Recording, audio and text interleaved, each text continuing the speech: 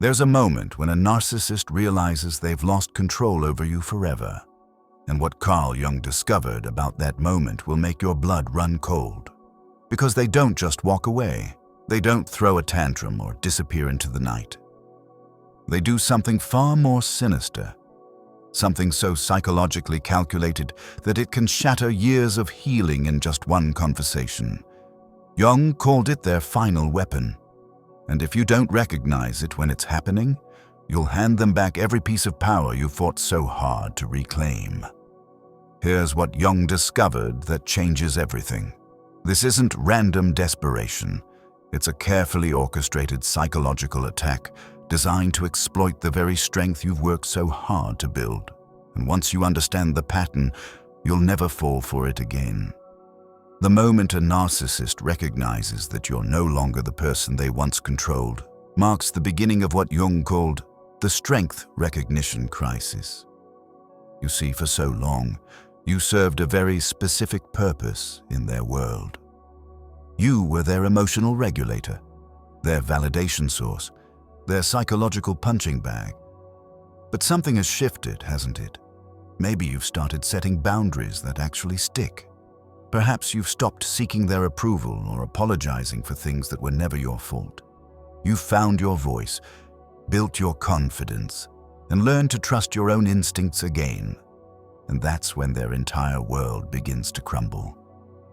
According to Jung's research into what he termed shadow projection, narcissists survive by maintaining a psychological hierarchy where they remain superior. They need you to stay smaller, weaker, more confused than they are. It's not about love, not even about control in the way most people understand it. It's about psychological dominance. And when that dominance is threatened, they don't just get angry, they get strategic.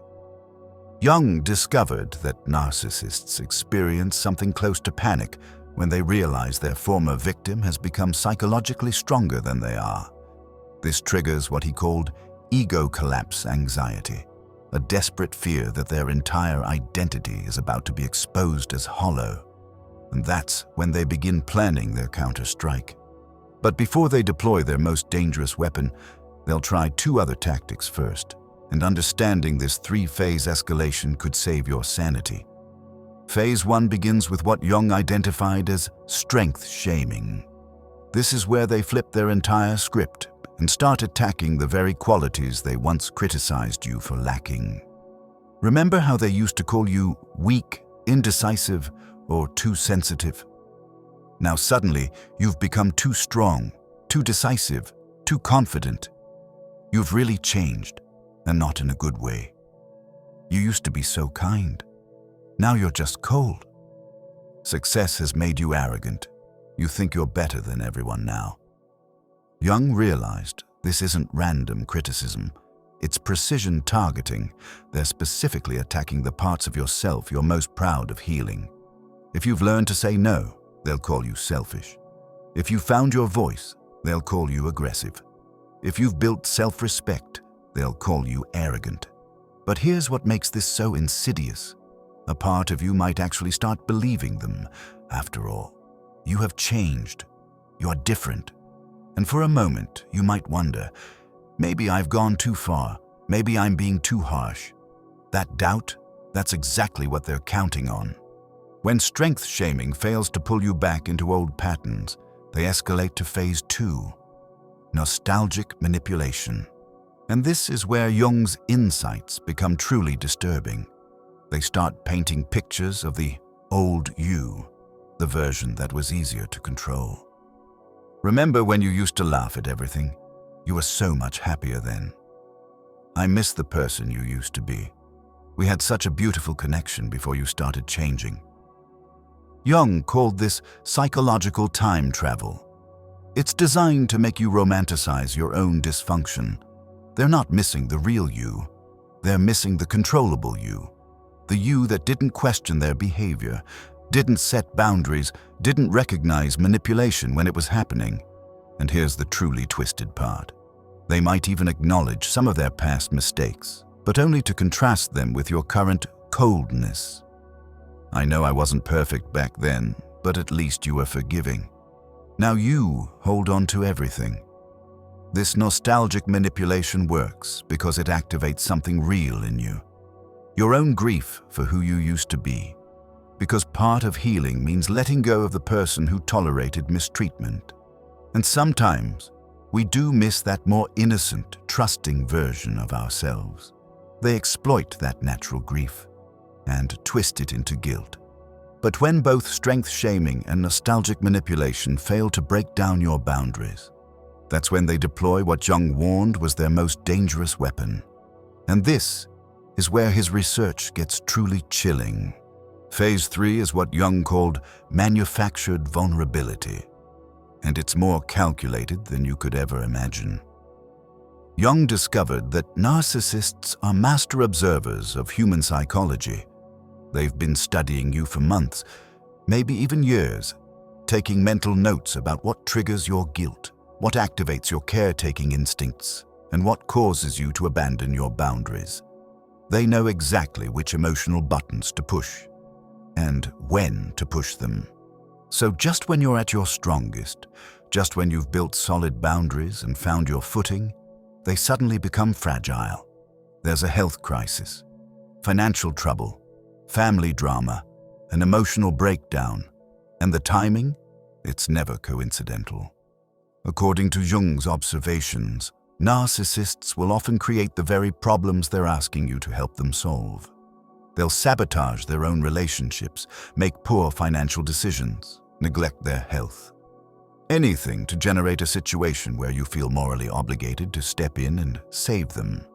But here's what Jung discovered that will make your blood run cold. They don't just want your help, they want you to prove that they still matter more than your own well-being. They want you to sacrifice the very boundaries and values you've worked hardest to establish. I know you don't usually get involved in drama, but this is different. I know you said you needed space, but I really need you right now. I know you're focusing on yourself, but couldn't you just help me this once? Every just this once is designed to create a crack in your psychological armor. And if you're not careful, if you let compassion override your hard-won wisdom, that crack can become a chasm that swallows everything you've built. Jung warned that the most dangerous aspect of manufactured vulnerability is that it feels so real. The crisis might be genuine. The pain might be authentic. But what's calculated is the choice to bring it to you. Instead of the dozen other people in their life who could help, they come to you because they know you're the one most likely to sacrifice your boundaries to ease someone else's pain. They're betting on your empathy, your history together, your inability to watch someone suffer, even someone who has caused you tremendous suffering. And this brings us to Jung's most important insight about protecting yourself from this final manipulation.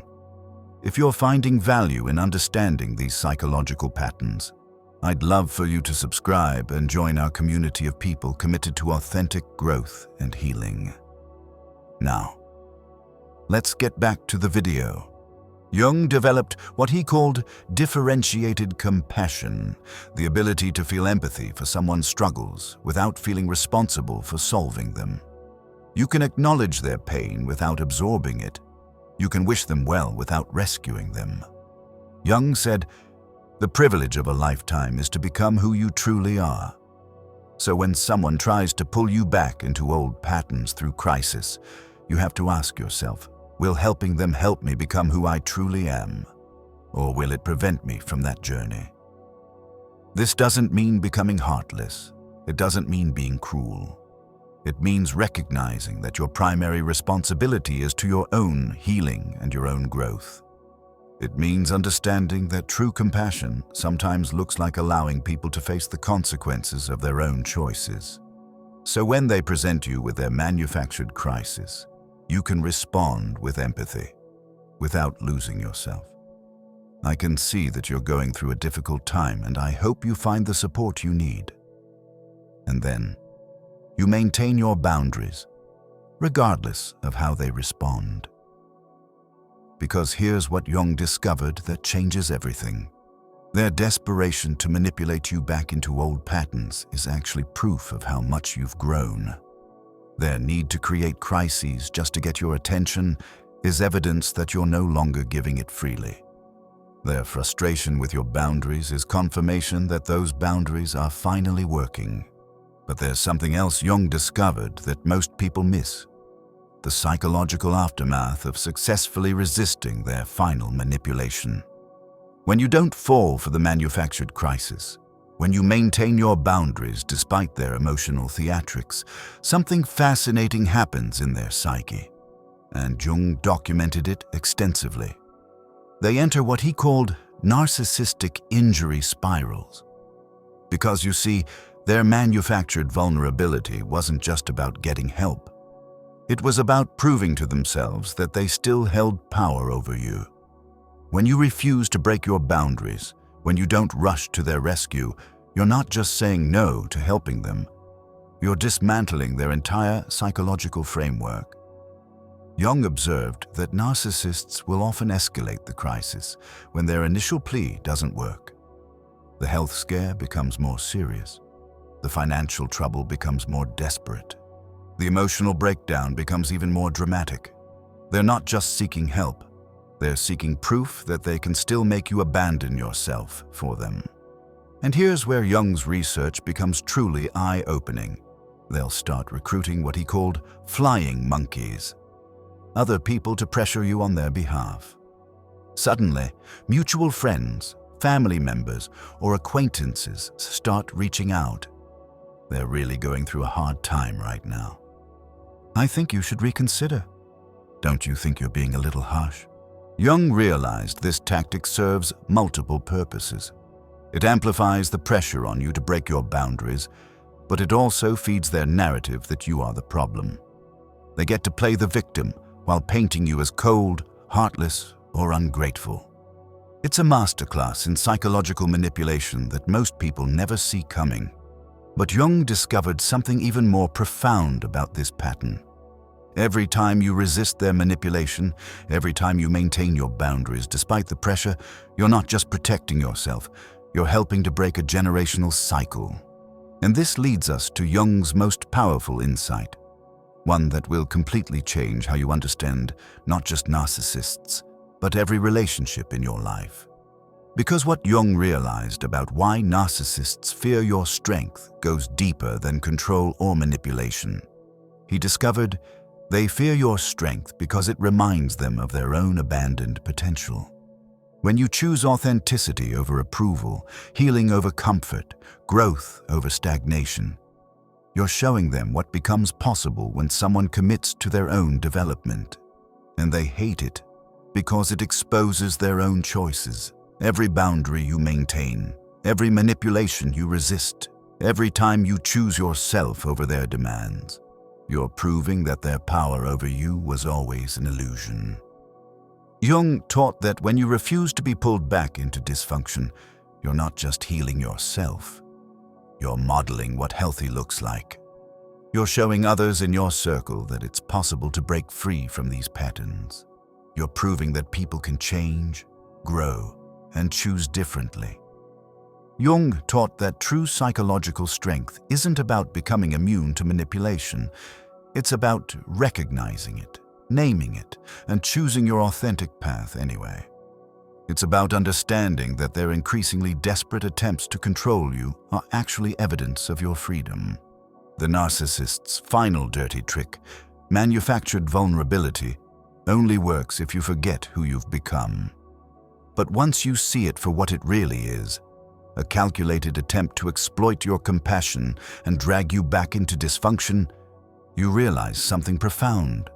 Their need to manipulate you is proof of how far you've already come. Jung discovered that the moment you become uncontrollable is the moment you truly begin living.